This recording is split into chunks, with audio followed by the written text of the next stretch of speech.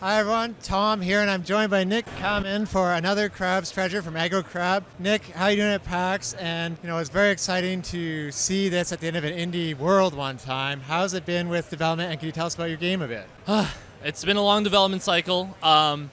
We, had to delay another 6 months. We're launching, I think, 2024, or hopefully early in the year at this point. But we're hanging in there. We're almost done with, just putting the game together, and it feels good. A little bit about the game. This is another Crab's Treasure. I like to just describe it as Dark Bob Souls Pants, kind of the cartoony, lighthearted entry into the Souls-like genre that I think we've all been missing. Well, with this game, and it was delayed, I want to ask, it's kind of like a dream game for you, right? It's a game you envisioned a long time ago. Yes. How long ago did you have the idea for a Hermit Crab game? So I actually had the idea, I think 7, maybe 8 years ago. Back before this company existed, back before I was really in the industry at all, just like in college, just, fiddling around in Unity. So to see that game idea that, this kind of long-term goal I've had, become what it is today and hopefully launch, I can't describe the feeling. It's awesome. Was it always a Souls-like, or how much is it different? It was actually a mobile game to start. Yeah. The only, core idea to this game is that you're a hermit crab that can wear different shells for different powers, kind of like a Kirby, kind of thing. So, it had to develop into a Souls game. Souls kind of, when we were pitching it, Elden Ring was the hot thing. So we're just like, what if we just make it Souls? And it kind of started to make sense, right? You're a hermit crab, you can hide in your shell. Maybe you can parry, and maybe it's this kind of Sekiro-like combat where you want to stay in the action instead of, using your stamina bar to dodge away. So it started to really come together as a Souls-like, and I'm, really happy with how it turned out. And one thing I noticed too, there's a lot of kind of, thanks to the ocean, I guess, a lot of garbage in the environment. Is there a little message there about the environment, or just something you can build off of creatively? Oh, of course there's a message there. Our games always try to be, relevant to the issues in this world, but I wouldn't say we necessarily offer a solution in our game. It's more just the setting so that people, everyone can see this game and kind of, you get what's going on, right? But the fun part is that these crabs don't get it. They actually love the trash. It's kind of a blessing from above, right? They're using this trash to build up society, capitalism, industry, all these things are just being accelerated into this world, and it's causing a lot of problems. It's causing a lot of crabs to lose their minds, and they're the ones you have to take down.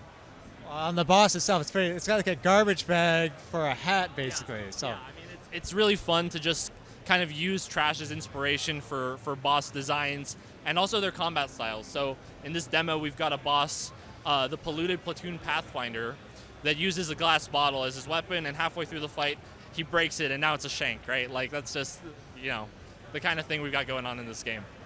now you saw me do this, so this is a bit of a loaded question. Why was it important for another Crab's Treasure to have a gun?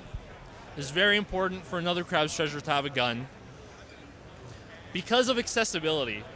It is in our assist menu. So this gun, right, is a shell that you can wear that lets you kill any enemy in one hit. So if you don't want to engage with the combat systems in this game, if that's just not for you for whatever reason, the gun is for you.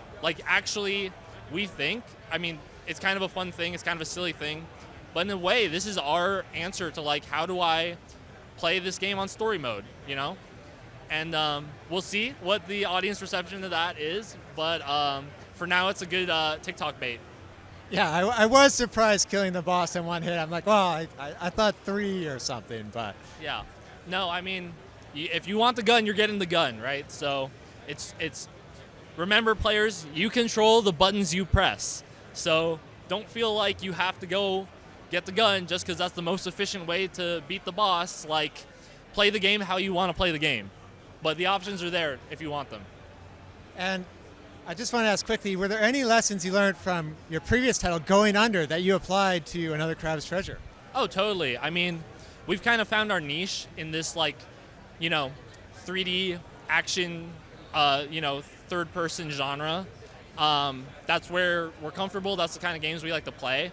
So it feels cool to, kind of solidify and grow from that skill set. Of course, we've got the shell system that's kind of built off the item system and going under. We really love destructible or decaying weapons, or from Breath of the Wild. I know it's a controversial take, but yeah, I mean we've kind of doubled down on a lot of the decisions on that game. What's your favorite type of crab? My favorite type of crab is the pom-pom crab. Never heard of It holds little anemones as pom-poms. It's like shakes them around, but the anemones have stingers, so they can like. We actually don't have that in the game because that's a crab using a natural, creature as its weapon. So we want to stick to trash. Okay, well, Nick, thank you very much for trying to keep this shorter today for PAX because you have a very busy schedule. But there's no release date yet. Is there anything you can tell us, like what platforms it's coming on, or any other announcements you'd like to say about your game? All I can say is what's already been said. Another Crab's Treasure is coming 2024 to Steam, Switch, and Xbox Game Pass. Thanks so much, Nick, for your time, and have a great PAX. Really look forward to it coming out.